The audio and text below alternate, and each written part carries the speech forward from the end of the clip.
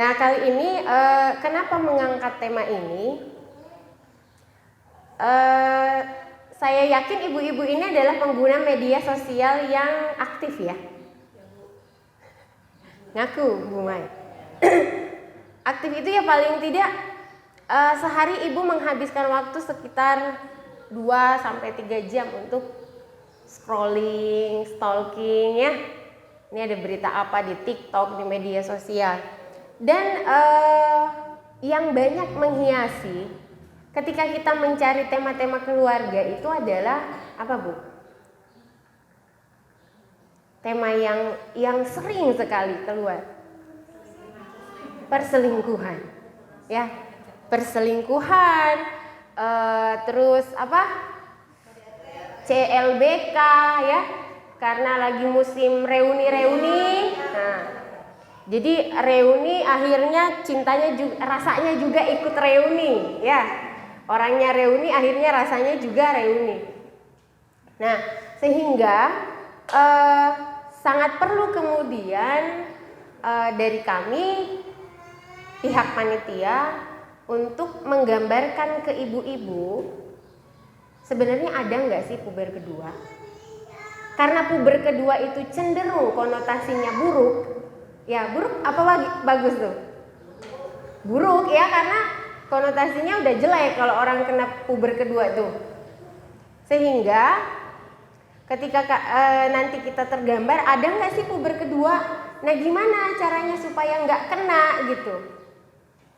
Kalau ada supaya nggak kena, kalau nggak ada apa sih sebenarnya yang terjadi di dalam masyarakat yang ada sekarang? Kira-kira keburukan-keburukan yang ada di dalam masyarakat itu bisa menimpa kita nggak? Bisa. Bisa menimpa anak-anak kita? Bisa.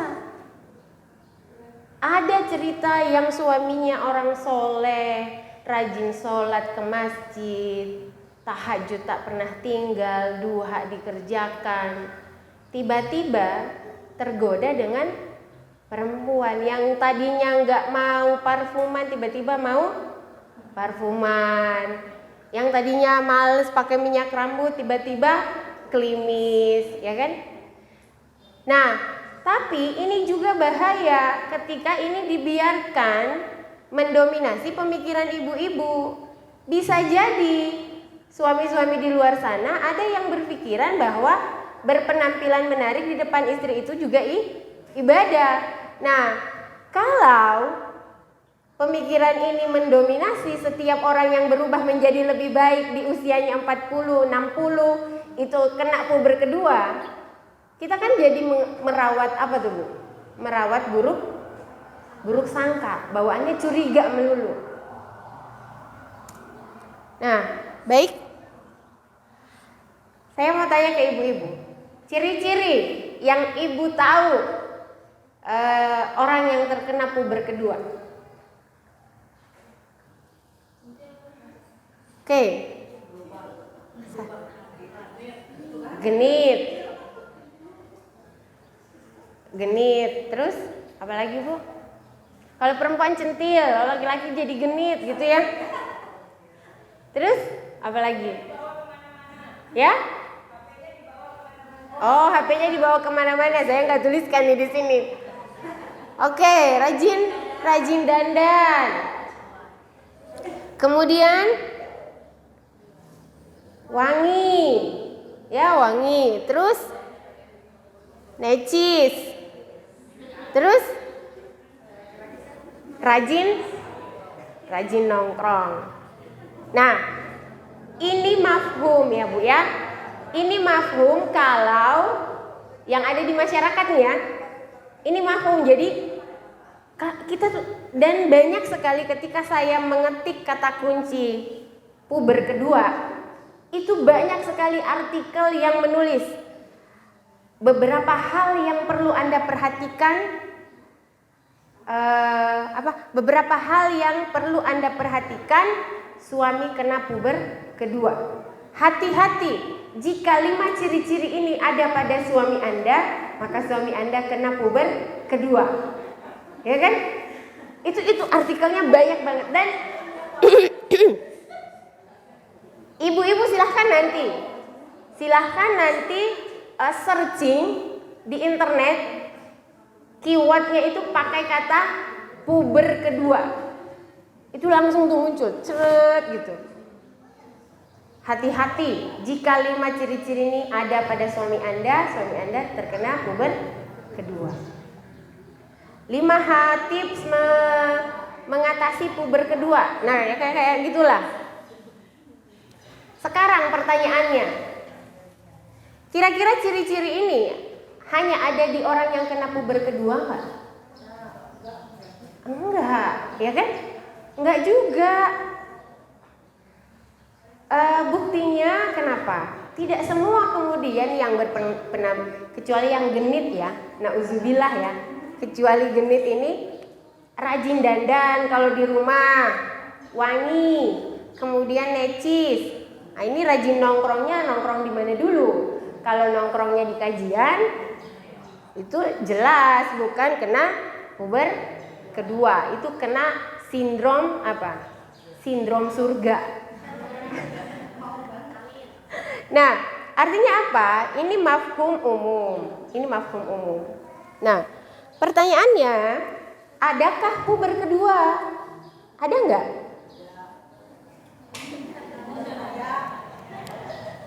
Nah, ada yang bilang ada angkat tangan.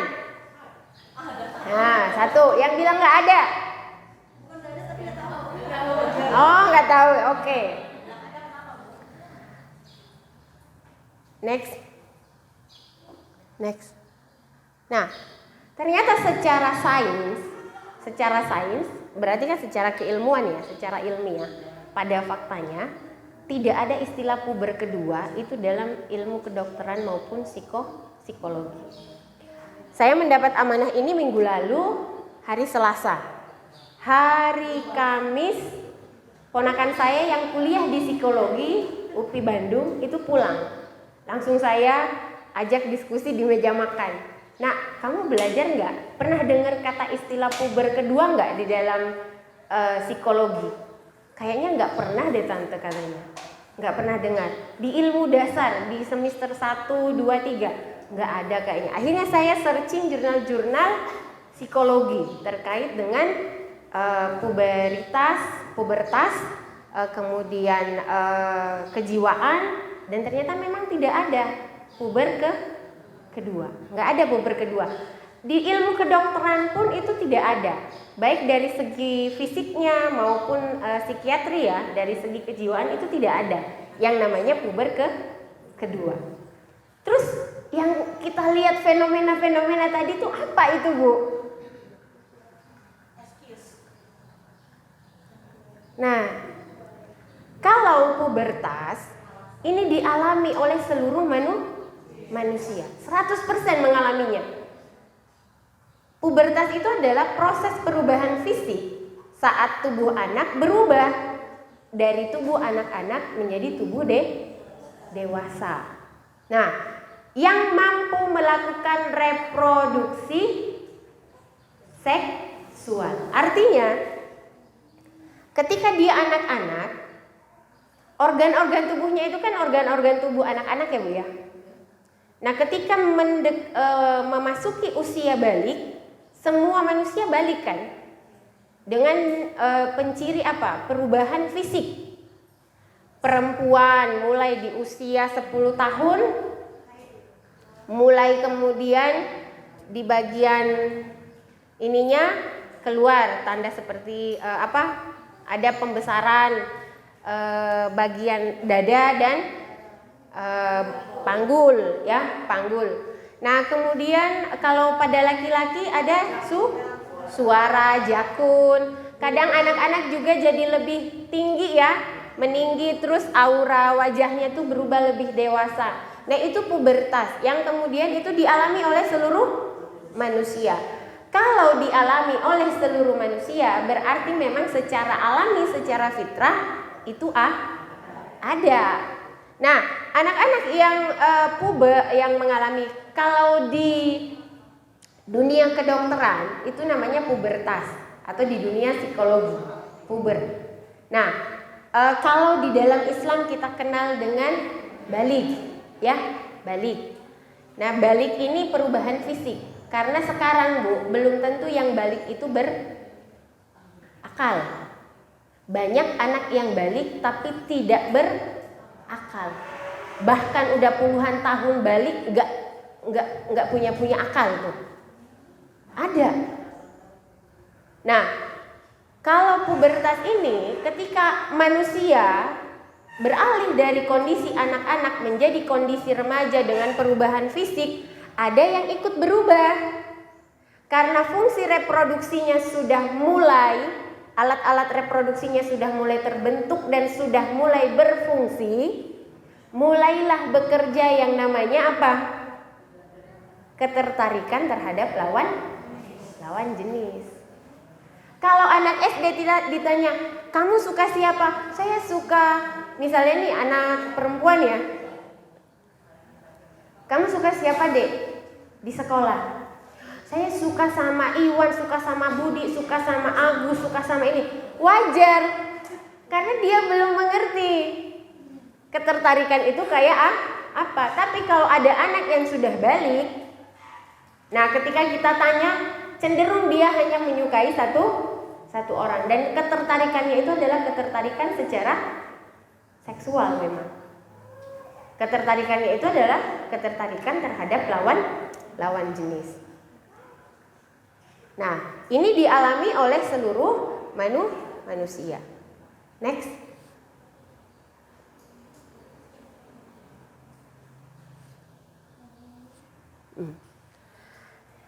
Ternyata yang dimaksud dengan puber kedua, kalau ini saya baca di jurnal, di tulisan apa ya, tulisan psikologi, karena di Indonesia itu apa, saya cari-cari tadi pagi, kata puber kedua itu lebih banyak cenderung ke yang tips, ciri-ciri. Nah, carilah jurnal yang judulnya nge-English sedikit ya. Ternyata yang sering kita pahami sebagai puber kedua itu adalah midlife crisis. Jadi orang-orang itu biasa menyebutnya midlife crisis. Apa ini midlife crisis, Bu? Krisis paruh baya. Krisis paruh baya. Ini dialami, ini penelitian ya. Ini dialami 10-20% manusia. Usia 40-50 tahun ke atas, ada artikel lain juga usia 40-60 tahun ke atas. Jadi sebenarnya bukan puber. Jadi kan kalau tadi itu pubertas itu kan memang ada perubahannya, yang itu dialami oleh seluruh manusia. Nah, kalau yang dimaksud dengan puber kedua di masyarakat ternyata bukan puber itu. Karena sebenarnya tidak ada perubahan secara fisik yang signifikan karena tubuhnya tubuh orang dewasa. Mungkin bentuknya aja yang mulai berubah, ya kan? Yang tadi kulit mukanya kenceng, sekarang udah apa deh? Udah ada garis-garis halus, ya. Garis-garis halus aja Bu ya, jangan bilang kerutan, ya. Nah, ternyata puber kedua yang banyak terjadi di masyarakat dan ini menimpa laki-laki dan perempuan itu adalah midlife crisis. Ini dialami oleh 10-20% manusia. Yang sering menimpa di usia 40 tahun sampai usia 50 tahun ke atas. Artinya midlife crisis ini bisa di usia 50, 60, 70 bisa. Kata ibu-ibu, aduh bahaya ini kalau kena. Saya bisa genit ini. Ya. Nah. Next. Kira-kira, karena ini kan krisis. Krisis itu Bu, kita katakan sebuah kondisi itu krisis kalau tadinya baik-baik saja mengalami penurunan, perubahan yang lebih buruk. Nah, artinya apa? kehidupan manusia itu awalnya baik-baik saja, tetapi kemudian mengalami perubahan. Perubahannya bukan naik tetapi turun. Itulah yang disebut krisis. Nah, karena ini krisis dan efeknya itu buruk, maka kita harus tahu kira-kira penyebab midlife crisis yang secara internal dari dalam diri manusia itu apa saja.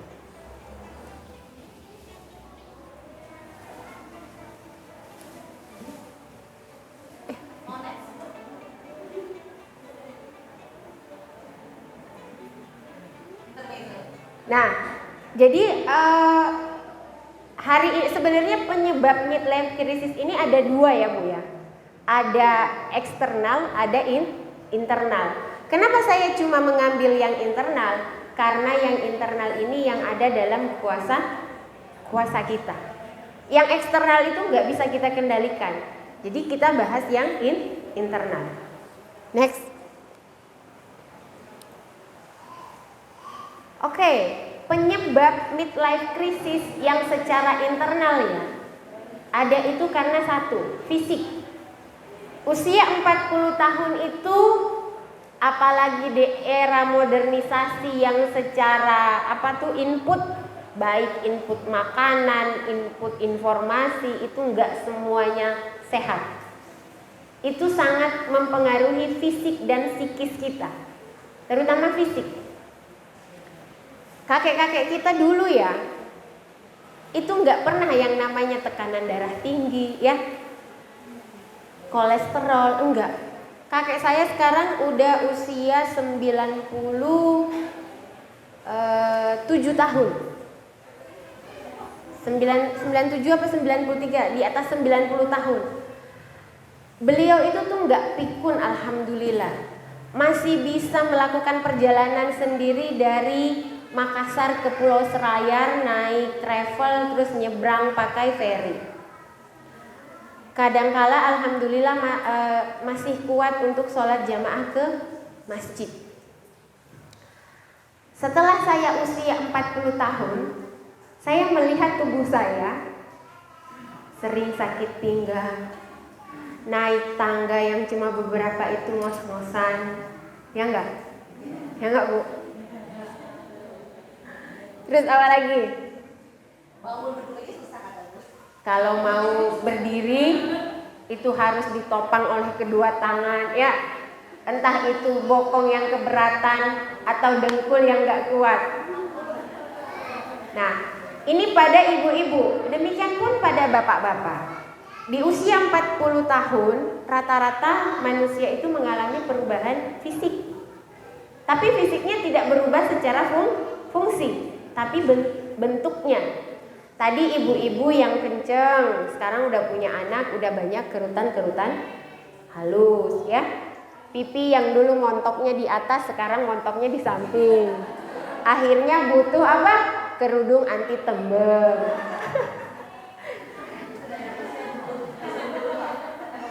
Nah, sama Bu, saya juga ini anti tembem ini. Nah, itu satu. Ini penyebab midlife crisis yang pertama, fisik yang menua. Kemudian yang kedua, bingung dengan identitas.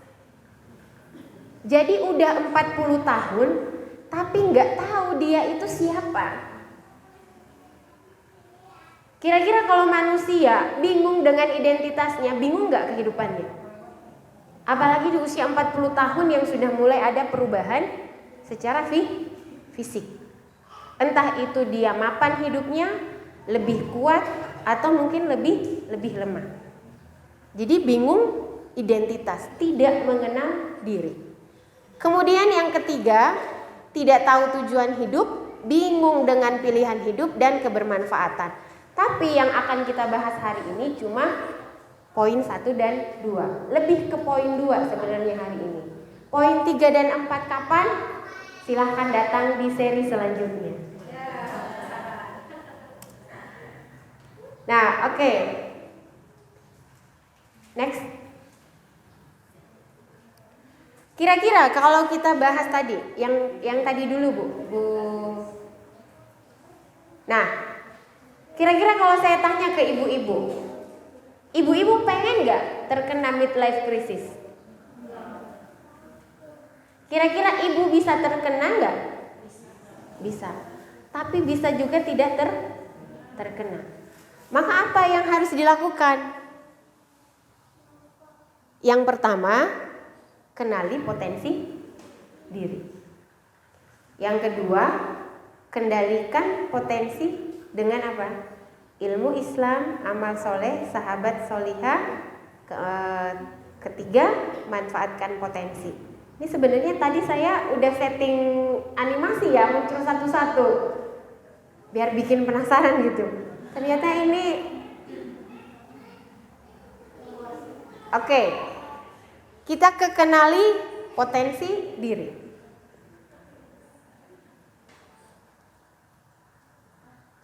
Next. Oke. Di dalam diri manusia, ketika Allah menciptakan kita di dalam rahim ibu kita, Allah selain memberikan kita bentuk yang terbaik, Allah juga menginstal software. Jadi ibaratnya komputer ini, tubuh kita itu fisiknya, Allah itu berikan softwarenya. Softwarenya ini kayak di komputer ini ada Word, ada fungsi search, ada kemudian untuk internet. Nah itu kira-kira software.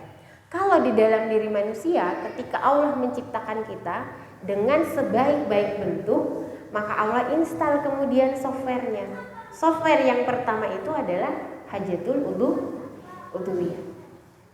Ini supaya ibu-ibu nggak terkena midlife crisis ya. Ibu nggak akan, kalau ibu nanti tahu ilmunya ini, ibu nggak akan genit, nggak akan suka nongki-nongki yang nggak penting gitu. Pokoknya jauhlah dari puber kedua. Nah, hajatul udhuwiyah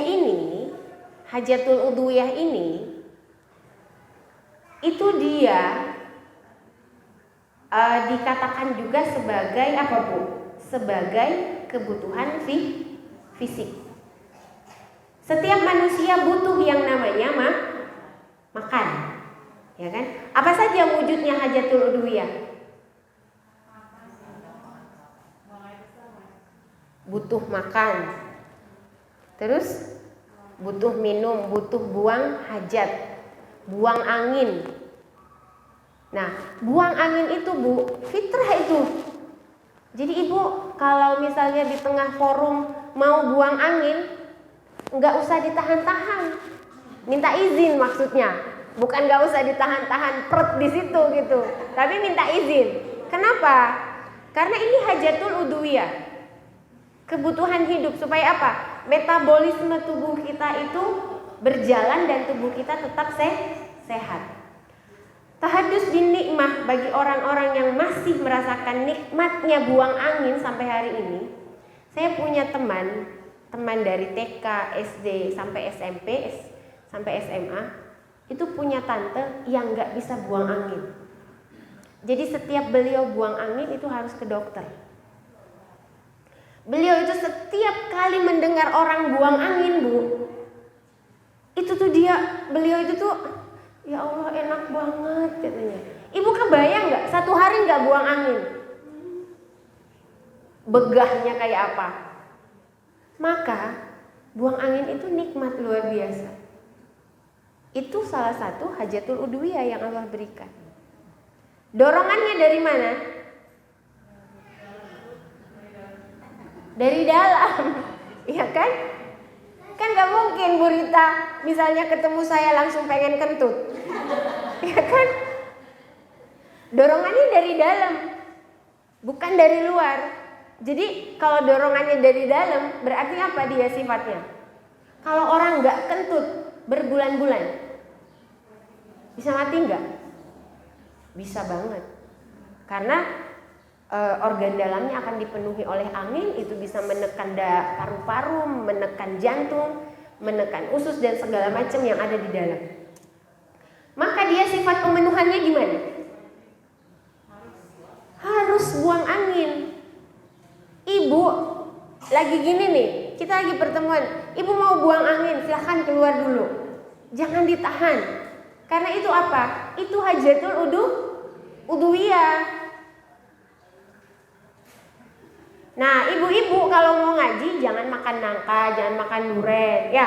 Karena itu kan memicu. Jangan makan singkong, makan ubi, itu kan memicu gas di lambung sehingga banyak buang angin. Akhirnya karena berpikir, ini hajatul udhuwiyah, tiap 5 menit izin. Karena habis makan singkong. Nah, satu, dia dorongannya dari dalam, pemenuhannya bersifat pasti. Ini hajatul udhuwiyah. Kemudian software yang kedua yang diberikan oleh Allah, yang diinstal oleh Allah ke dalam tubuh manusia itu adalah apa? Goriza. Nah, goriza ini atau naluri. Buat ibu-ibu yang sudah ikut kajian materi dasar Islam pasti hafal banget nih naluri. Naluri ada berapa, Bu Rita? Ada 3. Nau, bako, tadayun. Nah, di sini nih kita akan spesial bahas tentang nau karena kita bahas tentang puber. Puber itu cenderung antara laki-laki dan perempuan kalau dalam mafhum masyarakat kita ya. Nah, goriza ini, goriza nau, kita bahas aja goriza nau ya. Bako tadayun di seri selanjutnya. Nah, goriza nau ini dia dorongannya dari mana? Dari dalam. Bu Rita sama suami jatuh cintanya pada pandangan keberapa?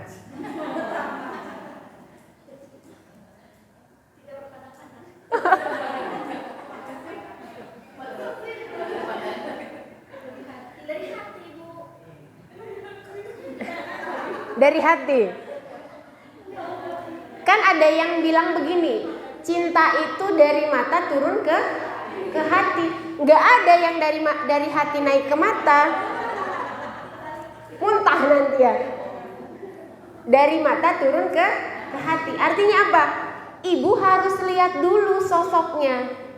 Baru kemudian ibu bisa suka, bisa benci. Ya enggak? Artinya dia dorongannya dari mana, Bu? Dorongannya dari luar, harus dirangsang dulu. Harus ada dulu, ya kan? Ibu-ibu fitrahnya perempuan itu adalah suka ngelihat laki-laki ganteng. Fitrahnya. Nah, kalau lihat laki-laki ganteng senang nggak? Senang nggak? Dulu. Ya, sekarang udah enggak.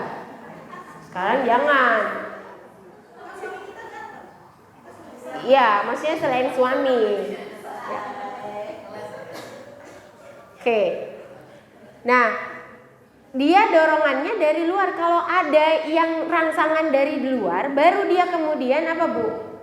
Muncul. Enggak akan muncul kalau dia itu enggak ada rangsangan dari luar.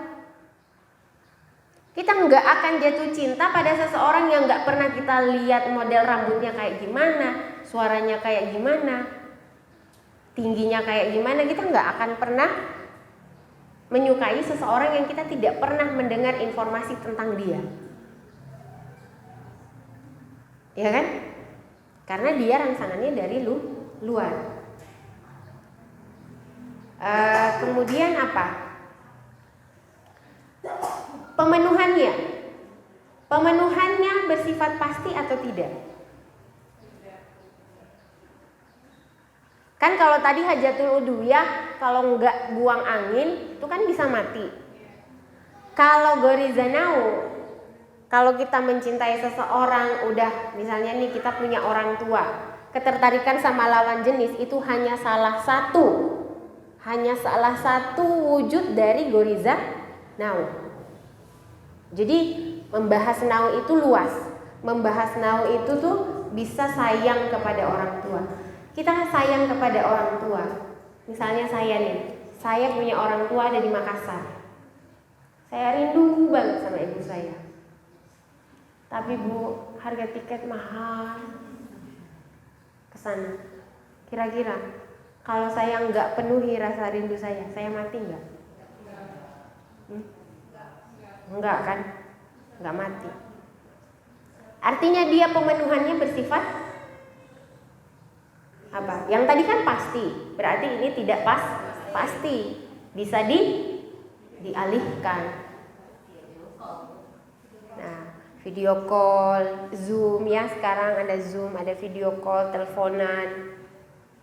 Nah, oke, hajatul udhiyah sama nau. Yang terakhir adalah akal. Akal ini nanti kita bahas. Yang kita bahas sekarang itu naunya dulu. Nah,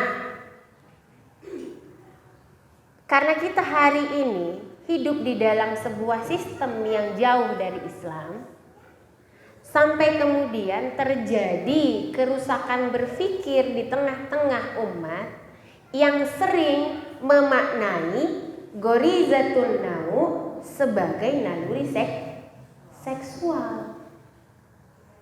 Padahal naluri seksual ini itu hanya seuprit dari goriza nau. Nah, kenapa terjadi perubahan atau kerusakan berpikir? Karena hari ini kita dikuasai dengan pemikiran-pemikiran Barat.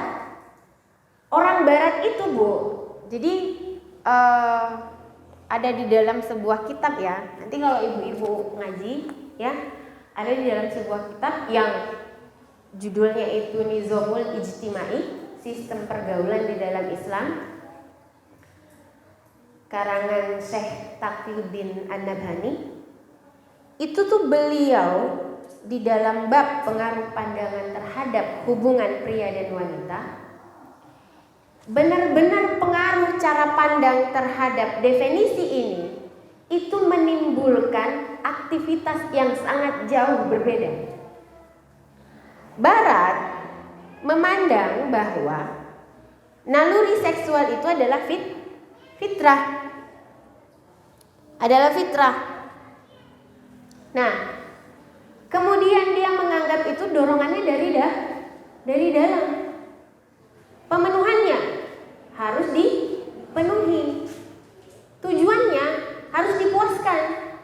Nah, kenapa seperti itu? Karena dalam pemikiran kapitalisme dan sosialisme, kita rangkum aja jadi pemikiran Barat ya.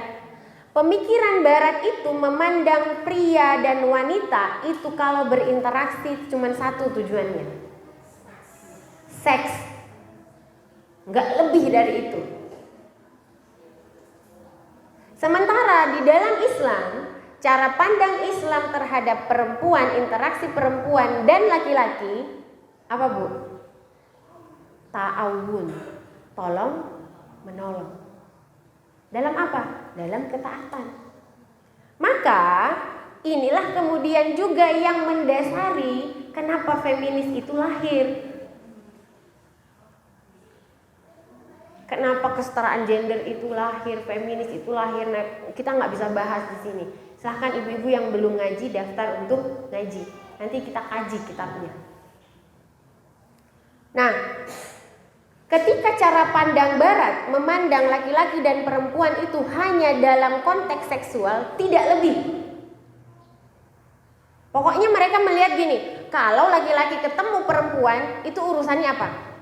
Seks. Maka orang Barat itu tidak mempercayai adanya orang-orang yang menikah tanpa ada gairah seksual lebih dulu. Maka mereka menganggap ta'aruf di dalam Islam itu omong kosong. Kok bisa orang muslim itu menikah tanpa ada gairah lebih dulu? Kami di Barat itu menikah karena kami ada gairah. Jadi mereka itu akan menikahi perempuan yang membuat dia bergairah. Dari cara pandang ini akhirnya apa Bu? Turun lagi aktivitasnya. Jadi ke breakdown lagi. Oh, akhirnya para perempuan barat itu berlomba-lomba mempercantik dirinya untuk membuat para laki-laki bergairah. Nah, kita nggak boleh kebawa. Cara pandang barat ini akhirnya mempengaruhi kita di dalam lifestyle kita. Karena pada fitrahnya perempuan maupun laki-laki itu sama-sama ada bakat suka mencari perhatian. Tempat yang paling mudah, paling cepat diakses untuk mendapat perhatian itu di mana? Media sosial. Maka sayangnya perempuan-perempuan muslim yang keikut pemikiran barat hari ini berlomba-lomba memasang videonya, fotonya di media sosial untuk kemudian apa, Bu? Mencari perhatian. Dan itu membuat laki-laki bergairah. Bahkan, Bu, dengarkan kisah yang masyhur Imam Syafi'i. Bagaimana bisa merusaknya tuh perempuan? Coba. Imam Syafi'i itu ngelihat apa coba? Cuma ngelihat betis cet gitu. Nggak sampai 5 menit, cuma kesibak angin tuh betisnya Ahwat itu. Berapa hafalan Imam Syafi'i hilang? Hampir semua, hanya tersisa beberapa surah. Jadi ibu-ibu, kasihan bapak-bapak hari ini ya. Ya, pantes bapak-bapak kita nggak bisa selesai juz 30.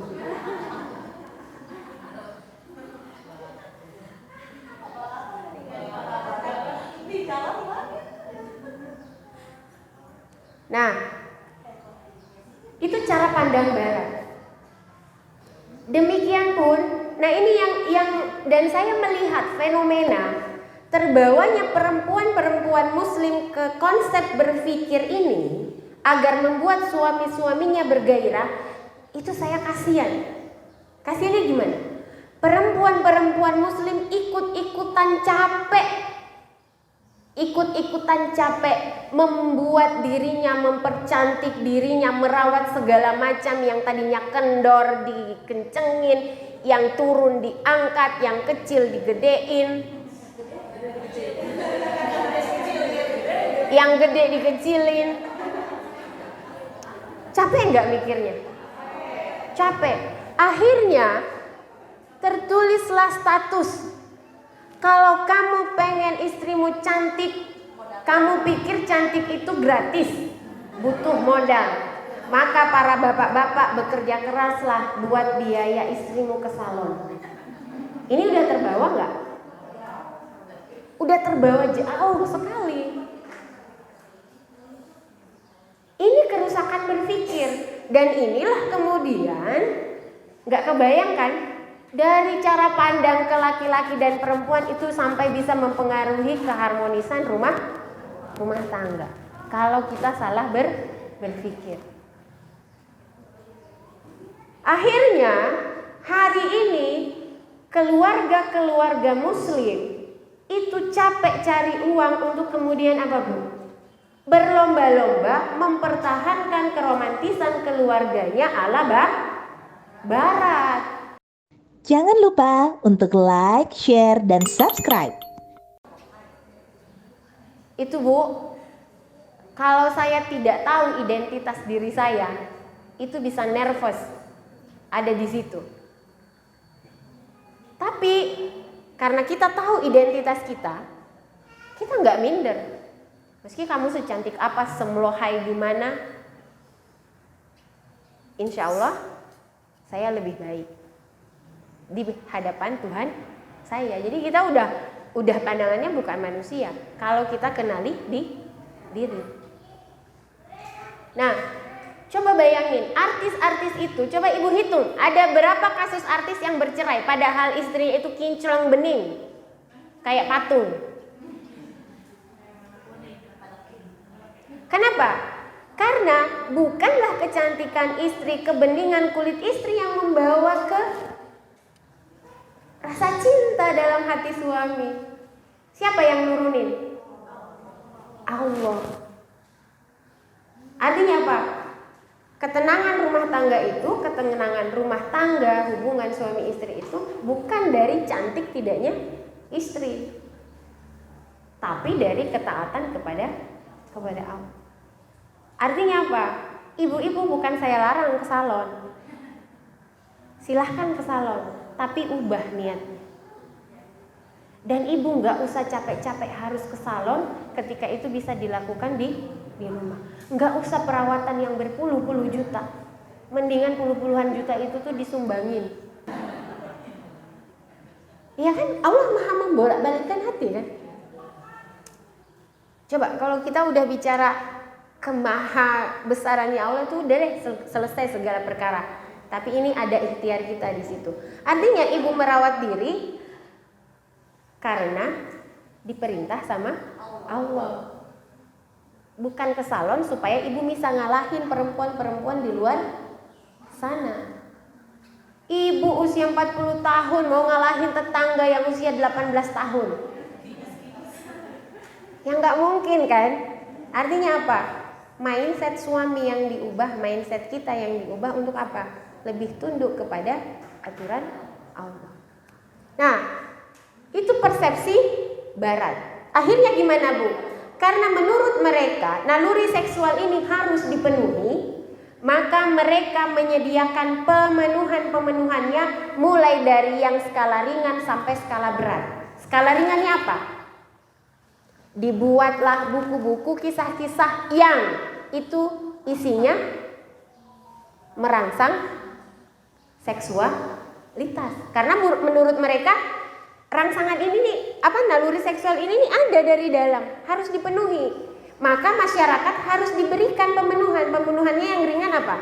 Nonton film yang porno, kisah-kisah yang membangkitkan gairah seksual, sampai kemudian apa? Menyediakan prostitusi. Akhirnya cara pandang mereka yang rusak itu sampai ke dalam merusaknya tatanan sosial masyarakat. Ini mulai dari cara pandangnya terhadap naluri seksual. Kalau dulu prostitusi, sekarang berkembang lebih halus lagi. Apalagi? Friends with benefit. Kalau kamu mau, saya mau, oke, kita tidak ada komitmen apa-apa. Karena kebutuhan seksual kita harus dipenuhi. Maka kita saling menolong, saling memenuhi. Itu, Bu, pemikiran anak-anak muda sekarang. Dan ini yang mulai diserang sama mereka. Ya, kamu itu naluri seksual itu alami. Kalau kamu butuh, nggak apa-apa, silahkan dipenuhi. Cari yang sama-sama juga, Bu, butuh pemenuhan. Habis itu selesai. Jangan saling menuntut. Artinya apa? Cara pandang yang rusak mereka terhadap naluri seksual ini kemudian yang merusak moral masyarakat sampai kemudian bisa menghilangkan eksistensi manusia. Kenapa eksistensi manusia bisa hilang? Karena kalau pandangannya naluri seksual itu hanya untuk dipuaskan, ya udah nggak usah punya anak.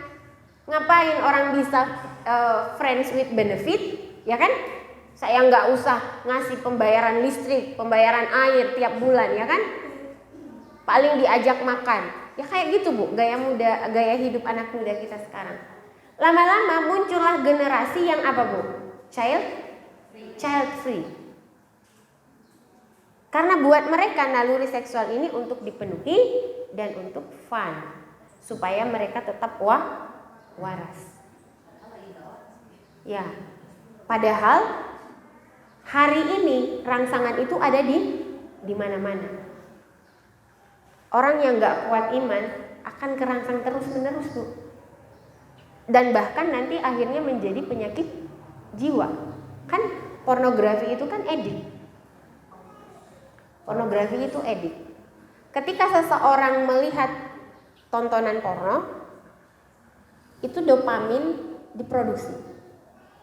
Kebayang nggak anak-anak kita yang nonton hari ini media sosial, game-game online yang setiap keluar itu hormon endorfinnya menghasilkan dopamin, akhirnya kerendam otak berpikirnya. Anak-anak kita jadi malas belajar, termasuk game. Beberapa hari yang lalu saya nonton di National Geographic, ternyata semua komposisi di game itu dibuat sedemikian rupa untuk menghasilkan apa? Hormon, untuk membuat saraf ini, endorfin ini bekerja, menghasilkan dopamin. Makanya orang yang main game online itu ketagihan. Karena memang mereka itu membuatnya nggak asal buat. Itu melakukan penelitian, musiknya seperti apa, warnanya seperti apa, komposisi huruf-hurufnya, komposisi kotak-kotaknya seperti apa. Itu untuk menghasilkan apa? Hormon bahagia tadi. Anak kita misalnya main game 5 jam, 2 jam sehari, terus menerus dirangsang itu hormon bahagianya. Akhirnya malas berpikir. Karena apa? Berlebihan hormonnya, berlebihan kerja hormon bahagia ini. Nah, kita balik ke sini. Bagaimana dengan Islam? Kenapa di dalam Islam fenomena ini tidak pernah ada? Kalau kita kilas balik mempelajari sejarah Islam di masa lalu. Bahkan kasus kriminal yang terkategori kriminalitas seksual itu tidak sampai 40 kasus. Selama berapa, Bu? Selama kurang lebih 1400 Islam berkuasa. Ibu kebayang nggak gimana tuh safety-nya? Kira-kira kita jalan jam 9 malam juga kita pulang ngaji, hayu aja ya, nggak ada yang gangguin di jalan. Nah, ternyata memang dari segi istilah itu sudah berbeda antara naluri seksual dengan gorizah nau. Kalau di dalam Islam itu disebut dengan gorizah nau. Gorizah nau itu diciptakan oleh Allah, tujuannya apa, Bu? Tujuannya untuk menjaga kelestarian jenis manusia. Karena kalau naluri nau ini tidak ada, jadi naluri nau ini diciptakan oleh Allah, diantaranya itu ada jinsi. Jinsi inilah yang disebut dengan gairah seksual. Kenapa gairah seksual ini diciptakan oleh Allah? Karena kalau tidak ada naluri seksual itu, maka tidak akan lahir keturunan. Iya enggak? Saya nggak usah pakai mic ya, agak malu. Ibu ketemu sama suami nggak ada naluri seksualnya, kira-kira hadap-hadapan nih, adem-ademan gitu, nggak ada tertariknya, kira-kira lahir nggak anaknya? Nah, artinya Allah menciptakan naluri seksual sebagai bagian dari gorizah nau itu adalah untuk melestarikan keturunan. Oh iya ya, pas saya dulu pas ngaji tuh kurang mudeng ya, Bu ya. Begitu ngisi kitab ini baru menelaah. Mungkin dulu saya ngantuk-ngantuk juga kali ya waktu tidur. Masya Allah, ini kitab ini ya. Iya ya, ketika Allah tidak menciptakan gairah seksual di dalam diri laki-laki dan perempuan, nggak akan lahir anak. Hanya saja Islam membatasi pembahasan itu di mana? Di bilik kamar suami istri atau di dalam konsep milkun yamin atau budak. Nah, kalau Islam memandang karena itu untuk menjaga kelangsungan jenisnya manusia, nau itu dorongannya dari mana tadi, Bu? Kalau goriza dari luar. Lihat wanita seksi baru tertarik, terangsang, muncul gejolaknya. Tidak harus dipenuhi, bisa bisa dialihkan. Tapi faktanya Bu, hari ini banyak orang-orang yang kemudian melakukan kejahatan seksual karena udah nggak sanggup nahan gitu. Kenapa? Karena rangsangan dari luarnya tersebar di mana-mana. Jadi ibaratnya udah ngalahin jamur yang tumbuh di musim hujan. Kasihan Bu. Maka ibu-ibu, janganlah sampai membuat para bapak-bapak yang lain selain suami ibu bergairah di luar sana. Karena tantangan bapak-bapak, ujian bapak-bapak itu sudah banyak. Nah, kenapa? Karena rangsangan dari luar itu terus-menerus diberikan. Tidak harus dipenuhi, bisa dialihkan. Kalau kita membaca kisah-kisah para ulama, mereka dulu itu tuh ulama salafus sholih, tabi'in, tabi'ut tabi'in, itu tuh banyak di antara mereka yang bahkan sampai lupa menikah. Kenapa? Karena tiap hari lihatnya buku, Bu. Pagi buku, bangun malam sholat tahajud, habis sholat tahajud buku lagi. Bahkan salah satu ulama besar pengarang kitab terbaik di dunia yaitu Riyadhus Shalihin, Imam An-Nawawi, itu tidak menikah. Ya gimana bisa terang? Saya yang dilihatnya buku kan, karena rangsangannya dari luar dan tidak harus dipenuhi. Tujuan penciptaannya apa kalau di dalam Islam? Tujuannya bukan untuk sekedar dipuaskan, tapi untuk melangsungkan kelestarian manusia. Maka karena untuk menjaga kelangsungan jenis manusia, pembahasan ini nggak boleh di tempat umum. Ini hanya boleh di dalam kamar suami istri. Artinya apa? Islam tidak akan membiarkan kisah-kisah, cerita-cerita, foto-foto profesi yang akan membangkitkan gairah seksual laki-laki maupun perempuan di tempat umum. Kebayang nggak Bu? Kebayang kan? Gimana bedanya? Kalau barat, karena dia memang untuk dipuaskan, maka rangsangan itu disediakan di mana-mana. Sayangnya banyak muslimah-muslimah yang terbawa dengan dalih kan mubah, kan udah berpakaian syar'i. Dulu tuh ingat banget ya Bu, zaman kita kuliah, waktu awal-awal mulai ininya kerudung ya, itu kalau kita berkerudung lewat di depan himpunan. Jadi kan kalau kita ke tempat kuliah tuh kadang lewatin himpunannya mahasiswa lain ya, ada yang udah berkerudung nih, itu laki-laki tuh pada begini, ya Allah, yang kayak gini nih yang dicari sama Umi Ajiku gitu. Kalau di Makassar ya, Umi Aji gitu manggilnya kalau orang tuanya. Artinya apa? Berkerudung pun tidak menutup kemungkinan membuat sesuatu yang kita tampilkan itu tidak merangsang laki-laki. Nah, makanya Islam sangat mengatur, sangat detail Bu menjaga kelangsungan jenis manusia. Islam pun tidak hanya sekedar ada manusianya yang lahir. Nggak boleh manusia itu hanya diproduksi kayak anak kucing gitu. Nggak boleh, tapi harus dijaga apanya? Harus dijaga nasabnya. Maka Islam sangat ketat untuk kemudian tidak membolehkan rangsangan ini tersebar di tempat umum. Nah, termasuk suara ibu-ibu. Kalau beli sayur, ih Mama, kenapa baru datang? Kemarin kan saya mau beli ikan. Nah, ada itu Bu.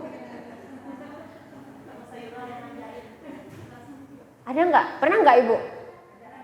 Ada. Mungkin beliau nggak paham ya, nggak sadar ya. Jadi emang seketat itu Islam, Bu. Jual beli sayur, Mang, ada ikan apa? Kembung salem ini, Bu. Oke, saya beli ikan tongkol 1, Mang, potong 5. Berapa? Oke, udah selesai. Gak usah ngajak mamangnya ngobrol macem-macem. Itu di dalam aturan interaksi jual beli. Akan lebih detail lagi kalau kita ngaji kitab Nizamul Ijtimai. Dan kayaknya memang urgent untuk mengkaji kitab ini di kondisi yang ada sekarang. Oke, berarti Gorizah Nau diciptakan untuk menjaga kelestarian hidup manusia, bukan untuk menghinakan manusia. Coba kalau cara pandangnya Barat. Cara pandangnya Barat menjijikkan gak, Bu?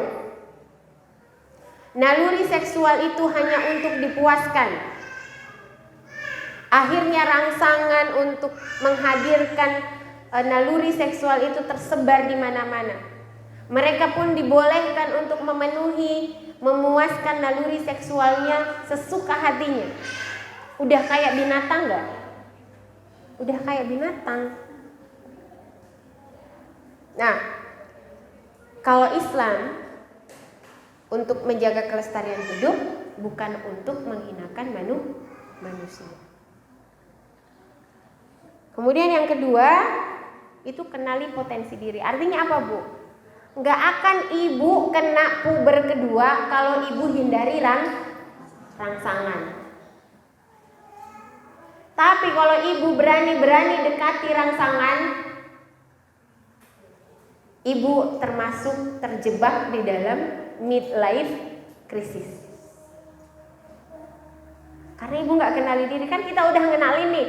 Oh, saya akan tertarik, akan puber kedua tertarik sama lawan jenis kalau saya mendekati rangsangan. Apalagi banyak ibu-ibu yang suka curhat di medsos. Akhirnya muncullah laki-laki yang memberikan empati. Masya Allah, istri soleha. Ya Allah, seandainya istriku seperti kamu. Nah, itu udah mulai tuh setan. Maka ibu-ibu di sini yang datang kajian, ibu-ibu punya masalah dengan suami, jangan diposting di medsos. Udah calling aja pengurusnya komunitas ibu hebat. Nah, rumah saya, rumah Bu Dini, rumah Bu Vivi terbuka. Tapi bukan 1 kali 24 jam ya. 1 kali 12 jam, mulai dari jam 6 pagi sampai jam 6 sore. Kalau nggak ada agenda di luar. Nah, karena kenapa, Bu? Bahkan ya, coba Bu bayangin, yang tadinya fisik harus merangsang, sekarang setan itu masuk lewat apa? Ibu nggak pasang foto, nggak pasang apa di media sosial. Ibu cuma pasang status. Atau fakta yang lain. Ya Allah, Masya Allah, suami solihah. Suami solih. Solihah. Masya Allah, suami solih. Masya Allah, dapat bunga hari ini. Akhirnya muncullah perempuan. Masya Allah, saya sangat mengagumi suami Mbak, yang tiap hari membelikan Mbak bunga, memberikan Mbak kejutan-kejutan. Itu udah merangsang itu. Jadi nulis statusnya itu tuh yang proporsional. Selalu tuh. Jadi nanti Bu di penyebab midlife crisis itu salah satu tahu tujuan hidup di poin yang ketiga. Jadi tahu tujuan hidup. Ketika kita tidak bingung dengan identitas kita, berarti nanti kita tahu tujuan hidup. Setiap kali kita mengerjakan sesuatu, itu selalu nanya, selalu tanya diri kita, mengapa saya harus melakukan ini? Itu tuh pager banget. Mengapa saya harus posting? Ya kan? Kan udah pernah dibahas ihsanul amal, ya kan? Ngedatengin pahala enggak? Apa ngedatengin dosa atau bahkan mudarat? Nah, oke. Next.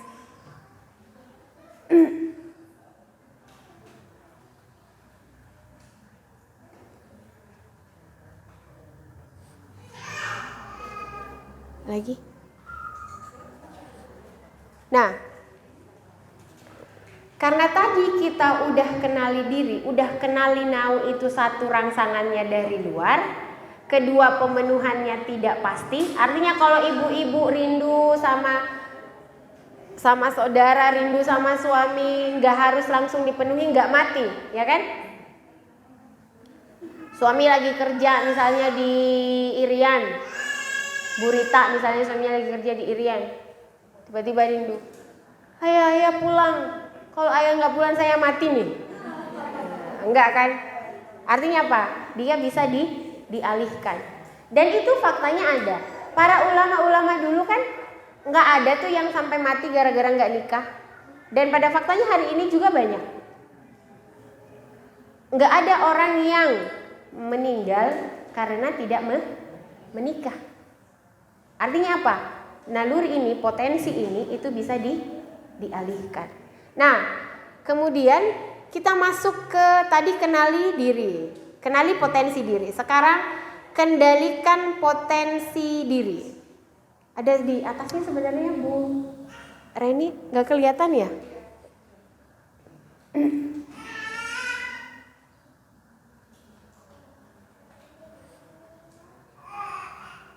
Nah, ini. Kendalikan potensi diri itu dengan apa? Dengan ilmu Islam. Nah, karena Allah itu begitu maha besar, maha rahman, Allah itu memberikan kita sebaik-baik bentuk dan menginstal software di dalam diri kita, itu kita nggak dibiarin kayak apa Bu? Kayak binatang yang luntang-lantung di dalam rimba raya. Allah itu ngasih kita petunjuk. Supaya apa? Supaya potensi yang Allah masukkan ke dalam diri kita itu bermanfaat buat hidup kita. Caranya gimana? Ilmu Islam. Bukan ilmu barat ya Bu ya. Ini kitab yang bagus ini. Jadi ini dibahas sedikit tentang persoalan yang melanda kehidupan rumah tangga kaum muslimin yang banyak tidak harmonis. Sayangnya, setiap persoalan itu selalu dibawa ke urusan apa? Urusan apa? Urusan ranjang. Iya enggak? Iya enggak? Kenapa nggak harmonis? Urusan ranjangnya gimana? Padahal udah ke bawah itu. Oh iya ya. Kok kalau ada masalah selalu urusan itu yang ditanyain. Psikolog itu dan tulisan-tulisan di internet itu selalu banyak yang seperti itu. Itu kita sudah diarahkan bahwa semua persoalan rumah tangga, bahkan semua persoalan hidup hari ini itu selalu ujungnya apa? Seksual. Bahkan ada apa ya? Ada pemikiran di masyarakat perawan tua itu bawel karena tidak terpenuhi jinsinya.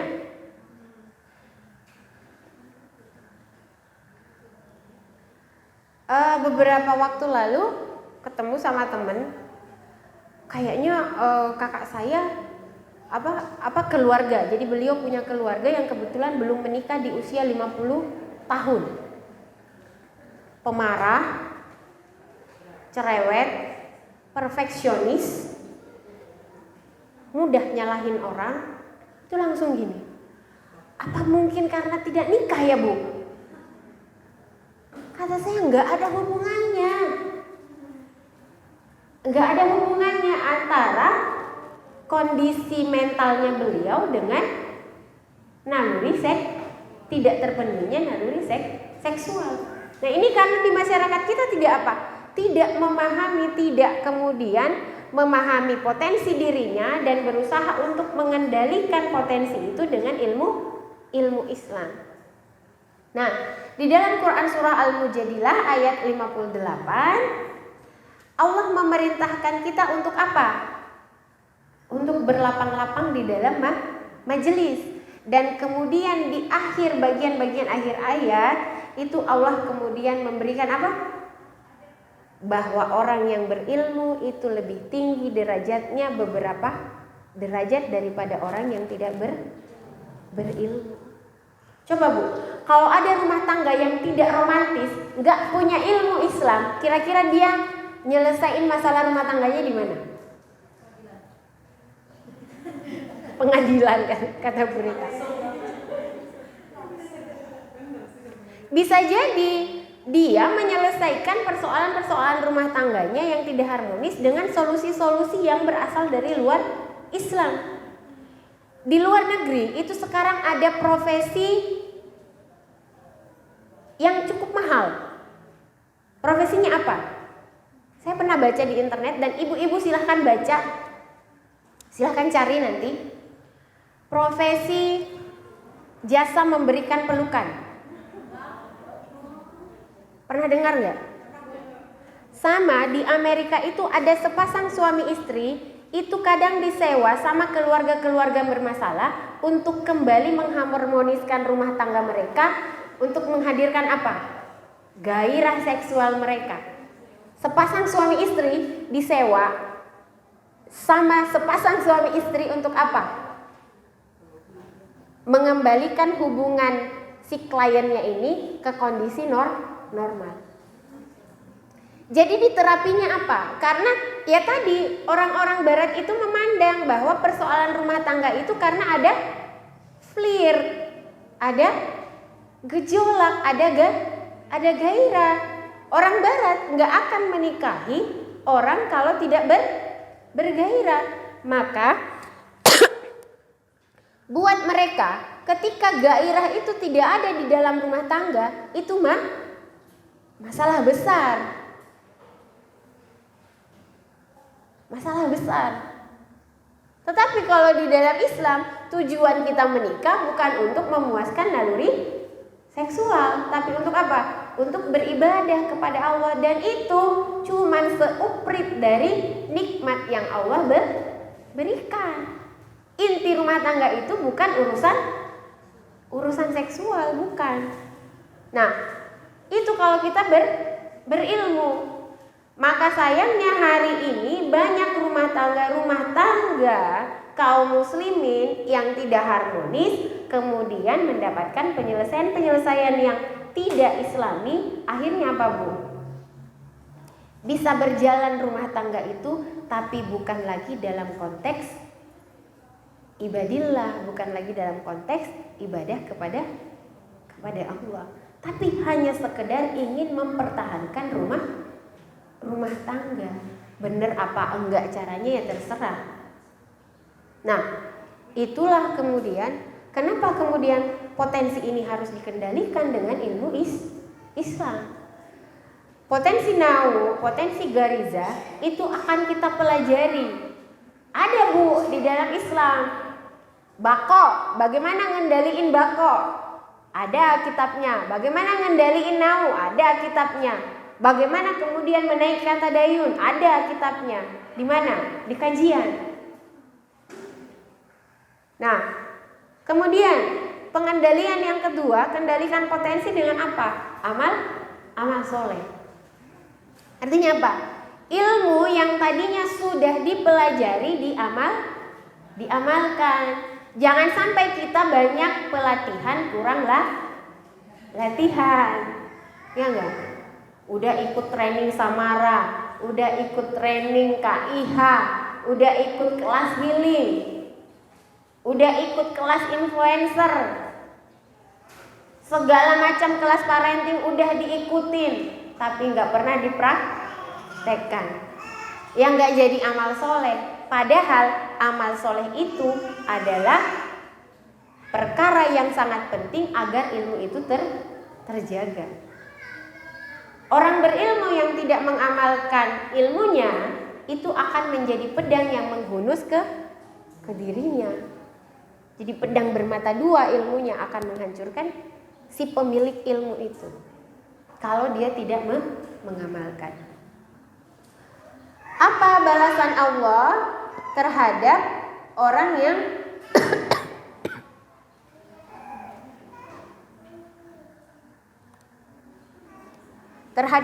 beramal soleh, Bu?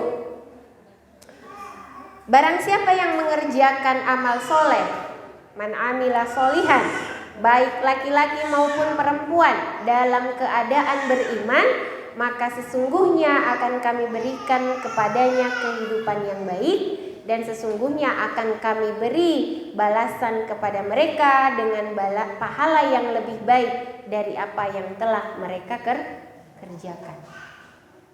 Artinya apa? Allah selalu menyediakan balasan-balasan yang jauh lebih banyak pahalanya ketimbang amal kita. Makanya kenapa kemudian Rasulullah ketika ditanya, "Ya Rasulullah, kenapa, apa yang menyebabkan kamu, apakah amalanmu bisa menyebabkan kamu masuk surga?" Enggak. Yang menyebabkan kita masuk ke dalam surga itu adalah rahmatnya Allah, kasih sayangnya Allah. Makanya bisa jadi orang sedikit amalnya, tapi bisa jadi pas kita nanti, ya amin ya Allah, ketika kita masuk ke dalam surga kita lihat perasaan ini nih, amalnya dulu nggak gitu-gitu amat deh, tapi mungkin ikhlasnya itu masya Allah sehingga Allah memberikan balasan yang jauh lebih banyak. Nah, artinya kendalikan potensi diri satu dengan ilmu Islam. Yang kedua dengan amal soleh. Yang ketiga sahabat soleh. Saya tanya, Bu, Ibu sesoleh-solehnya Ibu ya kadar kita yang ada di dalam ruangan inilah, Ibu lebih rajin ibadahnya kalau ada temennya atau nggak ada temennya? Jujur, kalau ada temennya, ya kan? Kenapa? Karena sahabat itulah kemudian yang menguatkan kita. Jadi di sini di Quran surah Az-Zukhruf ayat 67. Nah, ini juga menjadi peringatan buat kita supaya berhati-hati memilih teman. Teman-teman akrab pada hari itu sebagiannya menjadi musuh bagi sebagian yang lain kecuali orang-orang yang bertakwa. Jadi bisa jadi ada teman jalan ibu di dunia, itu bisa jadi itu jadi musuh ibu nanti di akhirat. Kalau ibu salah berteman. Tapi kalau teman ibu itu teman dalam jalan ketakwaan, ibu belum ada di surga, temannya nyari. Ya Allah, mana Ibu Mai udah duluan. Ya Allah, ini kok Bu Rita belum ada. Ya Allah, dulu saya sering barengan itu ke kajian gitu. Nah, inilah kemudian bagaimana kita mengendalikan potensi tadi agar bisa dipenuhi sesuai dengan kemauan Allah. Yaitu apa? Berkumpul dengan sahabat-sahabat solihah. Bahkan kalau kata saya gini ya Bu ya, berada di dalam jamaah itu privilege. Kita dituntun oleh Allah ada di dalam komunitas ibu hebat itu privilege. Ibu tahu privilege? Hak istimewa. Ibu merasa aman berjalan di luar kalau didampingi sama bodyguard, merasa aman gak? Ibu udah tahu kan ada malaikat di kiri kanan? Tahu gak? Yakin? Hakul yakin. Tapi kalau misalnya Allah sediakan uang untuk nyewa bodyguard, ibu lebih aman gak? Merasa lebih aman gak? Merasa lebih aman lagi. Maka kata saya, ketika kita berada di dalam jamaah, berada di dalam komunitas yang solid, teman-teman kita inilah yang jadi bodyguardnya kita. Allah mengirimkan penjagaannya, rahmannya Allah kepada kita karena Allah sayang kepada kita. Allah kirimkan teman-teman yang soleh yang akan jadi bodyguard kita. Begitu kita salah jalan sedikit langsung dicolek. Kamu salah jalan. Ini ibaratnya tuh kebayang ya artis-artis itu kalau yang terkenal ya. Kalau jalan kemana-mana bodyguardnya itu sampai senternya itu harus beberapa meter ke depan. Untuk memastikan apa? Memastikan si artis ini tidak kesandung kakinya. Maka teman-teman solihah, teman-teman di dalam jamaah, itulah penjaga-penjaga yang Allah utus untuk menjaga kita. Begitu kita melenceng sedikit, kita diingetin. Itu ibaratnya bodyguard yang jagain kita. Awas kalau kamu terus anti kesandung. Maka memiliki teman-teman yang solih, memiliki teman-teman yang solihah, berada di dalam jamaah, itu adalah hak istimewa yang Allah berikan kepada kita. Nah, jadi kendalikan potensi diri dengan apa, Bu? Ilmu Islam, amal soleh, dan sahabat solihah. Iyas.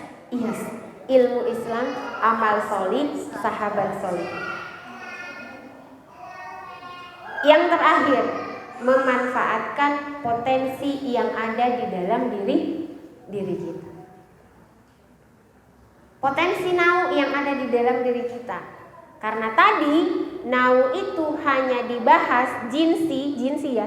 Jinsi itu hanya dibahas di dalam konteks suami istri. Maka pergunakan potensi ini sebaik-baiknya untuk mendapatkan pahala dalam konteks suami istri. Artinya apa? Selain potensi nau, selain potensi jinsi tadi, ada potensi yang lain, yaitu apa? Menyayangi. Ini kayaknya bikin salah fokus tas ya. Nah, potensi nau itu, jinsi itu hanya salah satu. Bentuk yang lainnya adalah menyayangi yang lebih muda, menghormati yang lebih tua, menyayangi teman kita, menyayangi tetangga kita. Nah, bentuk kasih sayang yang paling baik itu adalah apa, Bu? Dakwah. Bentuk kasih sayang yang paling baik, yang itu ada di dalam potensi nau.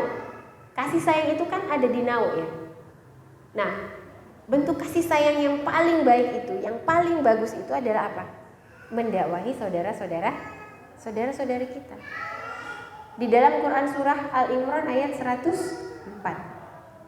Wal takum minkum ummatun yad'una ilal khair. Dan hendaklah ada di antara kamu segolongan umat yang menyuruh kepada kebajikan. Wa ya'muruna bil ma'ruf, menyuruh kepada yang ma'ruf, wa yanhauna 'anil munkar, mencegah dari yang mungkar.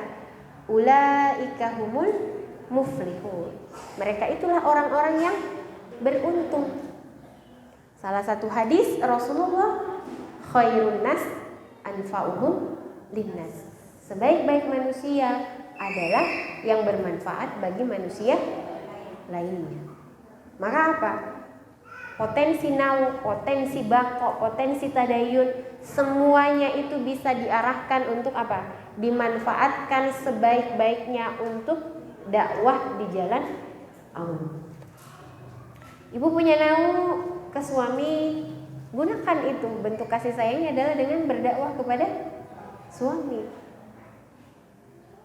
Jadi cuma mungkin karena ini enaknya itu kita bicaranya di kelas kecil. Bagaimana ketika suami yang dulu nggak ngizinin ngaji, akhirnya jadi ngizinin kita ngaji.